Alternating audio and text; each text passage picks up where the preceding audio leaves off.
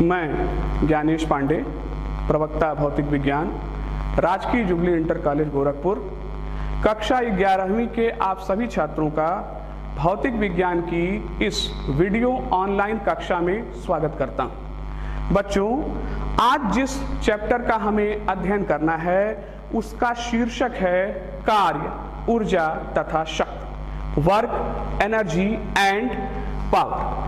आइए सबसे पहले देख लें कि आज के इस लेक्चर में हमारे शिक्षण बिंदु कौन कौन से हैं। आज सर्वप्रथम हम भूमिका देखेंगे। इसके अंतर्गत हम जानेंगे कि कार्य, ऊर्जा तथा शक्ति को पढ़ने की आवश्यकता क्यों है। इसके उपरांत हम कार्य तथा गतिज ऊर्जा की धारणा को समझेंगे और इसी में हम आपको कार्य ऊर्जा प्रमेय के बारे में बताएंगे। इसके उपरांत कार्य को परिभाषित किया जाएगा, कार्य की परिभाषा, और इस लेक्चर के अंत में मैं आपको गतिज ऊर्जा की परिभाषा बताऊंगा। प्यारे बच्चों, दैनिक जीवन की प्रक्रियाओं को समझने के लिए हमारे लिए यह अत्यंत आवश्यक है कि हम कार्य, ऊर्जा तथा शक्ति के बारे में जानें। प्रायः यदि कोई मिस्त्री ईंटा ढोता है, कोई किसान खेत जोतता है, बच्चे परीक्षा में अध्ययन करते हैं, कोई चित्रकार सुंदर चित्र बनाता है, तो हम ये धारणा रखते हैं कि यहाँ पर कार्य हो रहा है, परंतु यह कार्य की व्यापक परिभाषा नहीं है। भौतिक विज्ञान कार्य की व्यापक परिभाषा को गणितीय रूप में प्रदर्शित करता है। आप ये जान लें कि यदि किसी वस्तु पर कोई बल आरोपित करने पर वह वस्तु बल की ही दिशा में विस्थापित हो जाता है, तो हम कहते हैं कि उस बल द्वारा वस्तु पर कार्य संपादित किया गया है। अब जिस व्यक्ति में प्रतिदिन जितना अधिक कार्य करने की क्षमता होती है उसे अधिक ऊर्जा अथवा शक्ति वाला कहा जाता है। कार्य करने की इसी क्षमता को ऊर्जा कहते हैं। शक्ति शब्द का अभिप्राय कार्य करने की गति से है, कार्य करने की दर से है। कार्य, ऊर्जा तथा शक्ति की धारणाओं को विकसित करने के लिए यह अति आवश्यक है हमारे लिए कि हम दो सदिशों के अदिश गुणनफल के बारे में जानें। परिभाषा कहता है कि दो सदिशों का अदिश गुणनफल एक अदिश राशि होता है जिसका परिमाण उन सदिशों के परिमाण तथा उनके बीच बने कोण की कोज्या के गुणनफल के बराबर होता है। अर्थात vector A dot vector B बराबर ए बी कॉस थीटा। यहां पर ए वेक्टर ए का परिमाण है, बी वेक्टर बी का परिमाण है और थीटा इन वेक्टरों के बीच का बना हुआ कोण है, जैसा कि इस चित्र में आप देख पा रहे हैं। अब यदि हम वेक्टर बी के अंतिम सिरे से वेक्टर ए पर एक लंब गिराएं तो यह इसे बिंदु P पर काट रहा है और इसका शुरुआत बिंदु O से हुआ है, तो OP की लंबाई B cos थीटा प्राप्त हो रहा है। B cos थीटा वास्तव में वेक्टर B का वेक्टर A की दिशा में घटक है।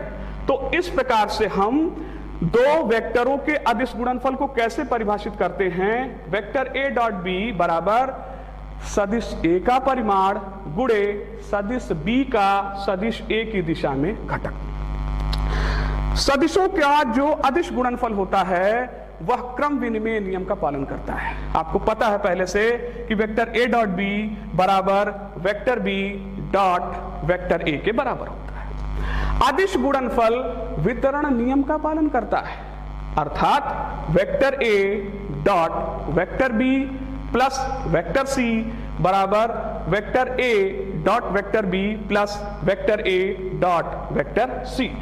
अब यदि लंब कोणीय एकांक वेक्टरों की हम बात करें तो unit vector I dot unit vector I बराबर unit vector J dot unit vector J बराबर unit vector K dot unit vector K बराबर 1 होता है, तथा unit vector I dot unit vector J बराबर unit vector J dot unit vector K बराबर unit vector K dot unit vector I बराबर 0 होता है। पुनः देखिए, यदि वेक्टर a बराबर है ax i cap vector plus ay j cap vector plus az k cap vector के, तथा वेक्टर b बराबर है bx i cap vector plus by j cap vector plus bz k cap vector के, तो vector a dot vector b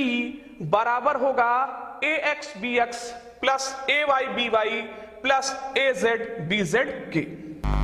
अदिश गुणनफल के इन परिभाषाओं को संक्षिप्त रूप में डिस्कस करने के बाद अब हम इस स्थिति में हैं कि हम कार्य तथा गतिज ऊर्जा की धारणा को समझ सकें और इसी के अंतर्गत कार्य ऊर्जा पर, प्रमेय पर हम बात कर सकें। हम जानते हैं कि यदि कोई वस्तु किसी नियत त्वरण स्मॉल a के अंतर्गत सरल रेखीय गति में गति करता है, तो गति का तृतीय समीकरण कहता है कि v square minus u square बराबर 2ad।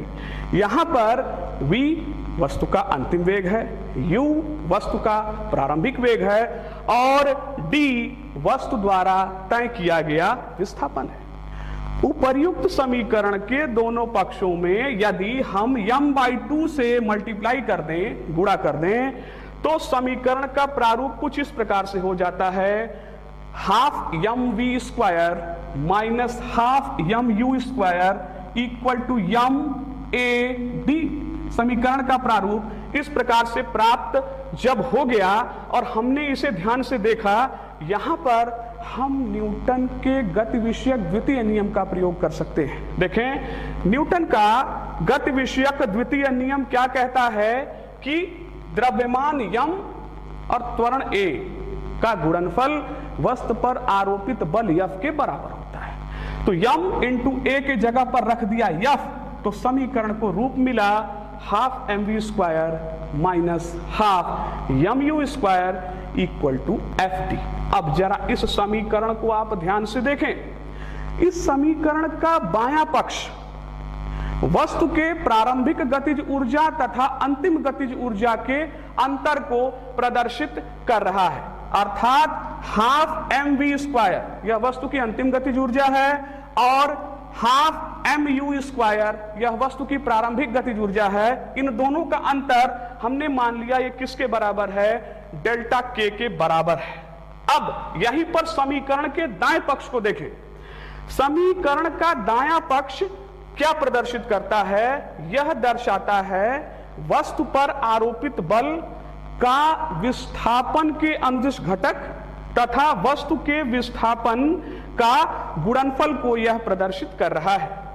इस राशि को भौतिक विज्ञान में कार्य कहा जाता है, अर्थात कार्य बराबर हो गया बल गुणे विस्थापन। इस पर हम डिटेल में अगले टॉपिक पर चर्चा करेंगे।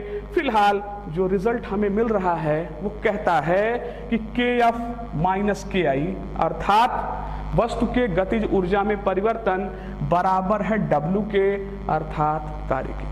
यहाँ पर स्पष्ट हो जा रहा है कि किसी वस्तु पर लगाए गए कुल बल द्वारा कृत कार्य उस वस्तु की गतिज ऊर्जा में होने वाले परिवर्तन के बराबर होता है। इस कथन को हम कार्य ऊर्जा प्रमेय के नाम से जानते हैं।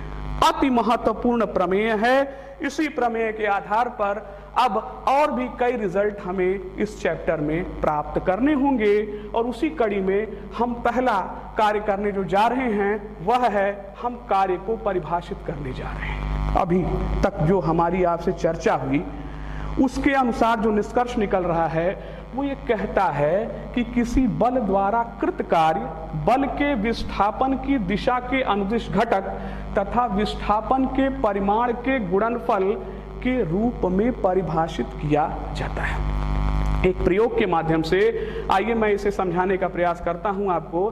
देखें जरा इस चित्र को। इस चित्र में जैसा कि आप देख पा रहे हैं ये कोई अचर बल है जो किसी स्मॉल m द्रव्यमान के पिंड पर लगाया जा रहा है। इसके कारण पिंड धनात्मक x दिशा में स्मॉल d दूरी से विस्थापित हो जा रहा है। अब यहां पर आप देखें विस्थापन धनात्मक x अक्ष के अनुदिश हुआ है। क्या बल भी धनात्मक x अक्ष के अनुदिश लग रहा है? नहीं। बल को यदि हम दो घटकों में वियोजित करें तो इसके दो घटक मिलेंगे, एक लंबवत घटक, एक समांतर घटक। जो यह लंबवत घटक होगा, ऊर्ध्वाधर घटक होगा, इसका मान f sin थीटा के बराबर होगा, और जो यह क्षैतिज घटक समांतर घटक होगा, इसका मान f cos थीटा के बराबर होगा। ध्यान दीजिएगा, विस्थापन की दिशा में कौन सा बल लग रहा है? f cos theta. तो कार्य की परिभाषा में बल के स्थान पर हम f cos थीटा को रखेंगे। तो इस अनुसार W बराबर हो गया f cos theta into d, अथवा W बराबर f d cos थीटा। और आपने अदिश गुणनफल पढ़ा है, उसके परिभाषा के अनुसार ये हो गया W बराबर vector f dot vector d। बल एक सदिश राशि है, विस्थापन एक सदिश राशि है। जब इनका हमने डॉट गुणन कर दिया, स्केलर गुणन कर दिया, तो कार्य प्राप्त हुआ। आप जान लें, कार्य एक अदिश राशि होता है, अर्थात यह एक स्केलर होता है। यहां से स्पष्ट हो जा रहा है कि यदि वस्तु का विस्थापन शून्य है, देखें जरा d, अगर ये d 0 है, इस फार्मूले में d 0 है, तो कितना भी बल आप वस्तु पर आरोपित कर दीजिए, उसके द्वारा कृत कार्य हमेशा शून्य ही होगा। उदाहरण स्वरूप, कोई दृढ़ दीवार पर यदि आप बल लगाते हैं तो इस प्रक्रिया में कृत कार्य शून्य ही होता है। आप ये जान लें कि कार्य धनात्मक, ऋणात्मक अथवा शून्य भी हो सकता है। यह निर्भर करेगा कि बल और विस्थापन के बीच बड़ा कोण जो थीटा है वो कितना प्राप्त हो रहा है। इसके लिए पहला केस हम लोग डिस्कस करते हैं। पहला केस हम देखें, यदि थीटा बराबर π/2 है, अर्थात बल तथा विस्थापन परस्पर लंबवत है, तो इस स्थिति में कार्य का सूत्र कहता है W बराबर f d cos theta. Theta के स्थान पर π/2 आपने रख दिया तो प्राप्त हुआ W बराबर f d cos π/2। आप भली भांति जानते हैं कि cos π/2 का मान शून्य होता है, तो यहां पर कार्य बराबर क्या मिल गया? 0 मिल गया। उदाहरण, किसी चिकनी क्षैतिज मेज पर गतिमान पिंड के लिए गुरुत्वाकर्षण बल mg कोई कार्य नहीं करता है। जरा इसको हम समझें इस चित्र के माध्यम से। ये देखें, ये एक चिकना क्षैतिज तल हो गया, इस पर कोई पिंड इस प्रकार से रख दिया गया है, बल आरोपित किया गया F। तो इस बल के प्रभाव में धनात्मक x दिशा में यह पिंड विस्थापित हो गया। कितना विस्थापन हुआ? तो कहता है स्मॉल d विस्थापन हुआ। विस्थापन की दिशा धनात्मक x अक्ष की दिशा में है, और जो गुरुत्वाकर्षण बल mg कार्य कर रहा है वो ऊर्ध्वाधर नीचे की तरफ काम कर रहा है। तो इनके बीच का कोण देखें आप कितना बना? कोण बन गया π/2, और जब हमने थीटा की जगह π/2 रख दिया तो उस स्थिति में कार्य शून्य प्राप्त हो रहा है। अब देखें केस 2, यदि थीटा का मान शून्य के बराबर अथवा शून्य से बड़ा है तथा 90 से छोटा है, तो इस स्थिति में cos थीटा धनात्मक प्राप्त होता है। और यदि cos थीटा धनात्मक प्राप्त हो रहा है तो सूत्र के अनुसार कार्य भी धनात्मक ही प्राप्त होगा। उदाहरण, किसी छत से मुक्त रूप से गिरते हुए किसी पिंड पर गुरुत्वाकर्षण बल द्वारा कृत कार्य सदैव धनात्मक होता है। इसे भी हम समझें इस चित्र के माध्यम से। देखिए, ये कोई छत है, इस पर कोई पिंड रख दिया, मुक्त रूप से गिर रहा है, मतलब गुरुत्वीय त्वरण g के अधीन यह वस्तु नीचे की तरफ गिर रहा है, और इसका विस्थापन हो रहा है नीचे की तरफ, बल mg लग रहा है नीचे की तरफ। आप देखें, विस्थापन और गुरुत्वाकर्षण बल mg के बीच जो कोण बन रहा है वह शून्य है, और cos 0 का मान +1 होता है। तो इस आधार पर cos वाला पद धनात्मक है, तो कार्य भी इस स्थिति में धनात्मक ही प्राप्त होगा। इसी प्रकार से केस 3 देखिए, यदि थीटा का मान 90 डिग्री से अधिक है तथा 270 डिग्री से कम है, तो हम जानते हैं कि इस स्थिति में cos थीटा का मान ऋणात्मक होता है। अतः सूत्र W बराबर FD cos थीटा के अनुसार कार्य ऋणात्मक होगा। इसे कुछ इस उदाहरण के द्वारा समझा जा सकता है कि देखें, यह एक क्षैतिज तल है, इस पर एक गुटका है, इस गुटके पर कुछ इस प्रकार से बल लगाया जाता है कि यह प्लस x दिशा में विस्थापित हो जाता है। चूंकि इस प्रक्रिया में गुटके तथा तल के बीच कार्य करने वाला गतिक घर्षण बल एक गति विरोधी बल है, अतः गतिक घर्षण बल F के तथा विस्थापन D के बीच में 180 डिग्री का कोण बनता है। चूंकि हम जानते हैं कि cos 180 डिग्री का मान ऋणात्मक होता है, अतः इस प्रक्रिया में गतिक घर्षण बल F के द्वारा कृत कार्य ऋणात्मक होगा। आइए जरा इस उदाहरण के माध्यम से मैं अपनी बातों को स्पष्ट करने का प्रयास करता हूं। देखें, कहता है कि कोई साइकिल सवार ब्रेक लगाने पर फिसलता हुआ 10 मीटर दूर जाकर रुकता है। इस प्रक्रिया की अवधि में सड़क द्वारा साइकिल पर लगाया गया बल 200 न्यूटन है, जो उसकी गति के विपरीत है। आपको पता करना है कि सड़क द्वारा साइकिल पर कितना कार्य किया गया तथा साइकिल द्वारा सड़क पर कितना कार्य किया गया।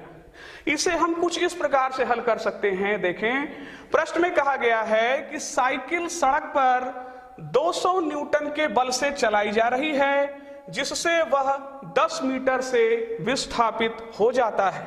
अतः सड़क द्वारा साइकिल पर लगाए गए घर्षण बल द्वारा कृत कार्य हो जाएगा सूत्र के अनुसार W बराबर FD cos थीटा। प्रश्न के अनुसार F का मान 200 न्यूटन रख दिया, D का मान 10 मीटर रख दिया, और चूंकि घर्षण बल है अतः थीटा का मान 180 डिग्री रख दिया। चूंकि cos 180 डिग्री का मान -1 होता है, अतः इस प्रक्रिया में कृत कार्य W -2000 जूल प्राप्त होगा। न्यूटन के गति का तृतीय नियम अर्थात क्रिया प्रतिक्रिया का नियम यह कहता है कि साइकिल द्वारा सड़क पर लगाया गया बल सड़क द्वारा साइकिल पर लगाए गए बल के बराबर परंतु विपरीत दिशा में होगा। इसका परिमाण 200 न्यूटन बताया गया है इस प्रश्न में, परंतु सड़क अभी भी आप देखें इसका विस्थापन नहीं हो रहा है, अतः सड़क पर साइकिल द्वारा कृत कार्य 0 ही होगा। उपरोक्त उदाहरण से एक बात यह भी स्पष्ट हो जा रहा है कि क्रिया प्रतिक्रिया नियम केवल बलों के लिए ही मान्य है। पिंड A द्वारा पिंड B पर लगाया गया बल पिंड B द्वारा पिंड A पर लगाए गए बल के बराबर तथा विपरीत होगा, परंतु यह आवश्यक नहीं है कि पिंड B द्वारा पिंड A पर किया गया कार्य पिंड A द्वारा पिंड B पर किए गए कार्य के बराबर तथा विपरीत दिशा में हो। इतने डिस्कशन के बाद अब आप ये जान लें कि कार्य की विमाएं होती हैं द्रव्यमान में 1, लंबाई में 2 तथा समय में -2 अर्थात mL2T-2 तथा कार्य का मात्रक जूल होता है। चूंकि हम जानते हैं कि कार्य बराबर होता है बल गुणे बल की दिशा में विस्थापन, अतः 1 जूल बराबर हो जाएगा 1 न्यूटन गुणे 1 मीटर के। इस प्रकार से हम कह सकते हैं कि यदि किसी पिंड पर 1 न्यूटन बल आरोपित करने पर उसमें 1 मीटर का विस्थापन हो जाता है, तो इस प्रक्रिया में बल द्वारा कृत कार्य 1 जूल होगा। कार्य के अन्य भी कई वैकल्पिक मात्रक हैं। पहला है अर्ग। एक अर्ग बराबर होता है 10⁻⁻7 जूल की।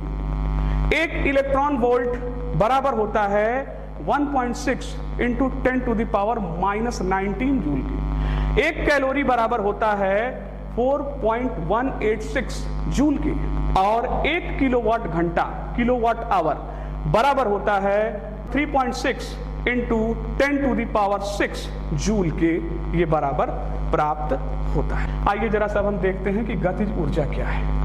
कोई वस्तु अपनी गति के कारण जो ऊर्जा अर्जित करता है उसे उसकी गतिज ऊर्जा कहते हैं। यहां पर आप देखें गणितीय रूप से हम कैसे गतिज ऊर्जा को परिभाषित करेंगे। यदि किसी पिंड का द्रव्यमान स्मॉल m तथा वेग स्मॉल v है तो उसकी गतिज ऊर्जा होगी k बराबर ½ mv²। m पिंड का द्रव्यमान है और v उस पिंड का वेग है। गतिज ऊर्जा भी एक अदिश राशि होता है। किसी भी पिंड की गतिज ऊर्जा उस पिंड द्वारा किए गए कार्य का माप होता है जो वह अपनी गति के कारण अर्जित कर सकता है। तीव्र गति से बहने वाली जल की धारा की गतिज ऊर्जा का प्रयोग अनाज को पीसने के लिए किया जाता है। ऊर्जा की जो अभिधारणा है तो कोई भी वस्तु अपनी स्थिति और अपनी गति दोनों के ही कारण ऊर्जा अर्जित करता है। इसमें जो गति के कारण ऊर्जा अर्जित होती है उसे उसकी गतिज ऊर्जा के रूप में हम जानते हैं। अब यहाँ पर एक उदाहरण मैं आपके समक्ष प्रस्तुत करने जा रहा हूं। इसके अनुसार किसी प्रक्षेपिक प्रदर्शन में एक पुलिस अधिकारी 50 ग्राम द्रव्यमान की गोली को 2 सेंटीमीटर मोटी नरम परतदार लकड़ी अर्थात प्लाईवुड पर 200 मीटर प्रति सेकंड की चाल से फायर करता है। नरम लकड़ी को भेदने के पश्चात गोली की गतिज ऊर्जा प्रारंभिक ऊर्जा की 10% रह जाती है।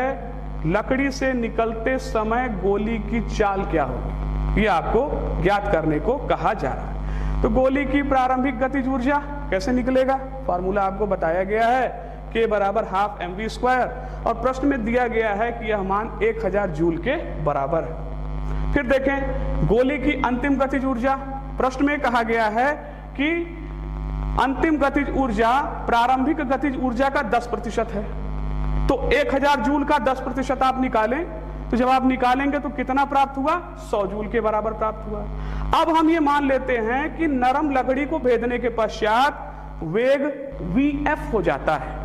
तो गतिज ऊर्जा की परिभाषा से अंतिम गतिज ऊर्जा हो जाएगी ½ mvf² और यह मान हमने पहले 100 जूल निकाल रखा है। तो यहां से हम लिख सकते हैं ½ mvf² बराबर 100 जूल और जब आप इसे हल करेंगे तो vf का मान 63.2 मीटर प्रति सेकंड के बराबर प्राप्त होता है। तो बच्चों आइए हम कुछ और आंकिक प्रश्नों को हल करने का प्रयास करते हैं। आपसे कहा जा रहा है कि बल F जो कि बराबर है 3I + 4J - 5K -5K तथा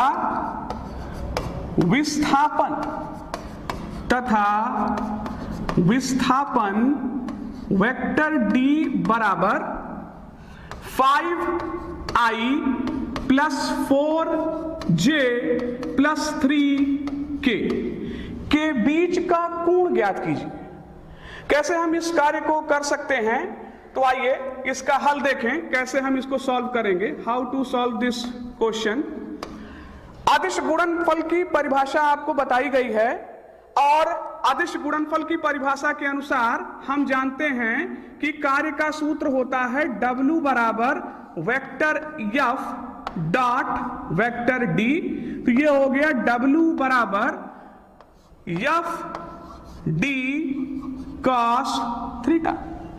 यहां से हम लिख सकते हैं अथवा W बराबर ये हो गया W upon FD equal to cos theta.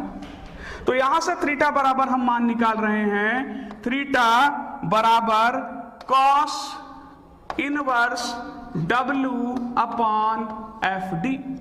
अब यहां हमें यदि 3 राशि पता हो, कार्य का आंकिक मान कितना है बल का आंकिक मान कितना है और विस्थापन का परिमाण कितना है, तो हम इसे आसानी से हल कर ले जाएंगे।